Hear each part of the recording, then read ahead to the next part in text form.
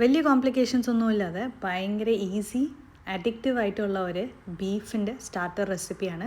എങ്ങനെ ഉണ്ടാക്കാൻ നോക്കാം. അതിന് വേണ്ടിയിട്ട് ബീഫിൻ്റെ പീസസിലോട്ട് ഉപ്പും മഞ്ഞൾപ്പൊടിയും കറി ലീവ്സും മീറ്റ് മസാല പൗഡറും ജിഞ്ചർ ഗാർലിക് പേസ്റ്റും കൂടി ഇട്ടിട്ട് ഒന്ന് പ്രഷർ കുക്ക് ചെയ്തെടുത്ത് വെക്കാം. ബോൺലെസ് മീറ്റ് ആയിരിക്കും പ്രിഫറബിൾ.